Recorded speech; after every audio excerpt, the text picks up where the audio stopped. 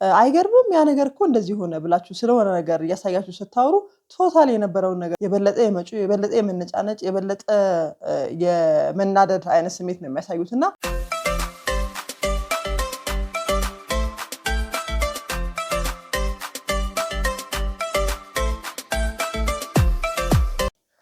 የ4 ዓመት ልጅ እልህና ንዴት እንዴት በብልሃት እንለፈው?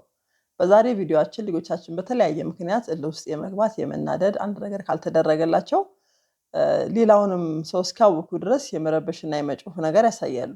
እንዲህ ሲያደርጉ የሚፈልጉትን ነገር እያደረግን ቶሎ ቶሎ ዝም እናሰኛቸው ወይንስ የተወሰኑ ነገሮችን ተጠቅመን ከዚህ ባህሪያቸው ብናላቅቃቸው ነው የሚሻለው የሚሉትን የተወሰኑ ፖይንቶች አነሳላችኋለሁ። አብራችሁኝ ሁኑ።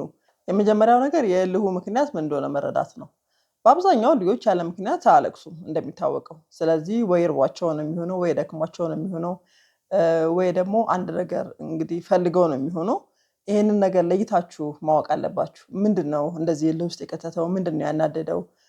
መጠየቅ ልጅ ምን ሆነ ነው፣ እናንተ በተረጋጋ ስሜት ምን ሆነ ነው፣ ምንድነው የተፈጠረው ነገር ብላችሁ ልጁን ጠይቃችሁ የእልሁን ምክንያት መረዳት። በአብዛኛው የተለመደው ነገር ምንድነው? ልክ ልጆች ወደ እልህ ሲገቡና ሲነጫነጩና ሲጮሁ ሲቆጡ እኛ ደግሞ ከነሱ በበለጠ ቶንና በበለጠ እንዴት ልጆቹን መገሰጽ እረፍተው ብሎ ወደ መቆጣትና ወደ መገሰጽ ነው የምንሄደውና ያ ነገር ልጆቹ ላይ የበለጠ ዲስትራክሽን ነው የሚፈጥረው። ነገሩ መፍትሄ እንዳያገኝም ያደርጋል። ስለዚህ የመጀመሪያው ነገር ለብዙ ነገር ችግሩን መረዳት ኦልሞስት ግማሽ ፐርሰንቱ ጋር መድረስ ነው ስለሚባል ለልጆቻችንም ምን እንዳናደዳቸውና ምን እዛ ውስጥ እንደከታቸው ስሜታቸውን፣ ምክንያታቸውን ለምን እንደዛ እንደሆኑ መረዳት የመጀመሪያው ነገር ነው።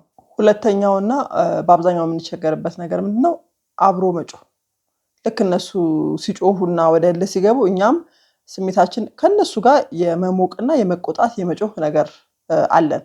ስለዚህ ይሄ ነገር ልጆችን እንዲረጋጉ ሳይሆን የበለጠ ፍርስትሬት እንዲሆኑ የበለጠ እዛ ነገር ላይ ጩኸት እንዲያበዙ ስሜታቸውንም መቆጣጠር እንዳይችሉ ነው የሚያደርጋቸው። ስለዚህ ብዙ ጊዜ እንግዲህ እንደሚታወቀው ነዳጅ በእሳት አይጠፋም አይደለ? ወይም ደግሞ ጋዝ የሚቃጠል ነገር ሳስታረጉበት የበለጠ ነው የተለበለበ የሚሄደው። ልክ እንደዛ ልጆችም ሲቆጡና ሲበሳጩ እልህ ሲጋቡ እኛ ደግሞ የበለጠ ስንጮህባቸው ልክ በዛ መጠን ነው ወይም ደግሞ እንደዛ ነው ሪአክት የሚያደርጉትና መጀመሪያ እኛ እንረጋጋለን። ልክ ተረጋግተን አይታችሁ ከሆነ እኔም በራሴ አይቼ አውቃለሁ። ተናድጄ ጮኬም አውቃለሁ፣ ተረጋግቼም አውቃለሁ። እና ሁለቱንም ልዩነታቸውን ሳያቸው ስትረጋጉ ልጆቹም ሳይታወቃቸው ወደ እናንተ ሙድ የመመለስ የመረጋጋት ካልም የመሆን ነገር አላቸው። ስትጮሁና ስትቆጡ ግን ፍረስትሬት የመሆን የበለጠ የመጩ የበለጠ የመነጫነጭ የበለጠ የመናደድ አይነት ስሜት ነው የሚያሳዩትና እስቲ ሞክሩት እናንተ ራሱ በደንብ ተረጋጉ። ልክ እናንተ ስትረጋጉና በጸጥታ የጮህም ያለቀሰም መሬት የተንፈራፈረም ከሆነ በጸጥታና በማስተዋል የምታዩት ከሆነ ኦኬ ቤተሰቦች ተረጋግተዋል፣ ስለዚህ ነገሮች በቁጥጥር ስር ነው ያሉት ማለት ነው የሚል አይነት መልእክት ይነግረዋል ለልጁ። እየተረበሸ ያለ ነገር የለም፣ እኔ ዝም ብዬ ነው የምረብሸው ብሎ ወደ መረጋጋትና ወደ ጸጥታ ወይም ደግሞ ስነስርዓት ወደ መያዝ ይመለስላቸዋልና ሌላው ፖይንት ምንድነው? በጣም በተረጋጋ መንፈስ ነገሮችን ማከናወንና ልጆቹ ወደ ተረጋጋ መንፈስ መመለስ። ሌላው ነገር ምንድነው? ስሜቱን ስም መስጠት። ልጁ እንግዲህ የንዴት ስሜት ሌላ ነው፣ የቁጣ ስሜት ሌላ ነው፣ የእልህ ስሜት ሌላ ነው፣ የመነጫነጭ ስሜት ሌላ ነው። ስሜቱን እዩትና የልጁን ስሜት ያሳየውን ስሜት ስም ስጡለት። ተናደሃል አይደል? አሁን እንደዚህ እናደርግና ይሄን ነገር እናስተካክላለን፣ ወይ ደግሞ እልህ ይዞሃል በዚህ ነገር እንደዚህ እናደርግና እንደዚህ እናስተካክላለን ብላችሁ ስትሉት ልጆቹ ከስሜታቸው ጋር የቀረባችሁ ስለሚመስላቸው ወይ ደግሞ የተረዳችኋቸው ስለሚመስላቸው የመረጋጋትና ምንድነው አንደርስታንድ የመደረግ ስሜት ውስጥ ይገቡና ልጆቹ ይረጋጉልናል። ስሜታቸውንም በአግባቡ ማኔጅ የማድረግ ነገር ከዚሁ ጀምሮ ተምረው ስለሆነ ማድረግ ያለባቸው ለስሜታቸው ስም መስጠትም ሌላኛው መፍትሄ ነው። ሌላው ደግሞ ምርጫ መስጠት ስንል ብዙ ጊዜ ልጆች 4 ዓመታቸው 3 ዓመት ከምናምን ላይ ሁሉ ነገር በራሳቸው ማድረግ ይወዳሉ። የሚደፋውን ደፍተው የሚበላሸውን አበላሽተው የሚቀደደውን ቀደው በቃ እሺ አይሉ። እንዲህ ላድርግልህ ስትሏቸው እሺ አይሉም። እነሱ ደግሞ ሲያደርጉ ያበላሻሉ። የመጀመሪያው እናንተ ራሱ ያን ነገር ፍቀዱት፣ ይበላሽ ይደፋ በቃ ሁሉ ነገር ይሁንና ልጆቹ ግን ራሳቸው ሰልፍ ስኪላቸውን እያዳበሩ ስለሚሄዱ እሱን ተገንዘባችሁ እሱን ነገር ነፃ ሆኖ እናንተ እንዳይረብሻችሁ።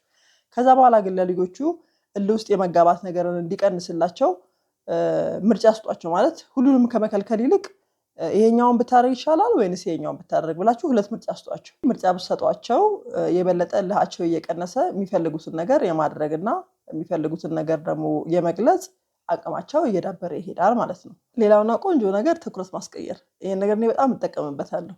ልጆች አንድ ነገር ላይ እዛ ላይ ቀርተው ሲያስቸግሯችሁ አርግ አታድርግ አምጣ አታምጣ ብሎ እዛ ላይ ከመቅረትና ልጆቹን ከማናደር ወይ ደግሞ ለቅሷቸውን ከመጨመር ይልቅ የትኩረት አቅጣጫቸውን ማስቀየር። ለምሳሌ አይገርምም ያ ነገር እኮ እንደዚህ ሆነ ብላችሁ ስለሆነ ነገር እያሳያችሁ ስታወሩ ቶታል የነበረውን ነገር ረስተው ወደዛ ነገር የማተኮርና አቴንሽናቸውን ወደዛ የመቀየር ነገር በጣም አላቸው ልጆች። ቀስ እያሉ ይረሱታል፣ ወደሚቀጥለው ሀሳብ ይሄዳሉ። ስለዚህ አንደኛው ይሄ ለእልህኛ እንዳይሆኑባችሁ ልጆቻችሁ አንደኛው መፍትሄና በጣም ጠቃሚ መፍትሄ እኔንም የጠቀመኝ የትኩረት አቅጣጫን ማስቀየር ነው። ስለዚህ ንዴታቸውና እልሃቸው እንዲበርድላቸውና እንዲረጋጉላችሁ የትኩረት አቅጣጫቸውን በማስቀየር በጣም ትልቅ መፍትሄ ማምጣት ትችላላችሁ ማለት ነው። ሌላውና አሁንም በጣም ጠቃሚው ነገር ስናወራቸው፣ ስንቆጣቸው፣ ስንመክራቸው ትክክል እንዳልሆኑ ስናስረዳቸው እልሃቸው ካለፈ በኋላ መሆን አለበት። በዛው ሰዓት በፍጹም አይሰሙም፣ ምን እያላቸው እንደሆነም አይረዱም፣ ትክክልም አይመስላቸውም፣ መነጫነጩም ይጨምርባቸዋል፣ እልህና ንዴቱም ይጨምርባቸዋል። እና እንደዛ አድርጋችሁ ከተረጋጉ በኋላ ብታወሩ ነው የሚሻለው።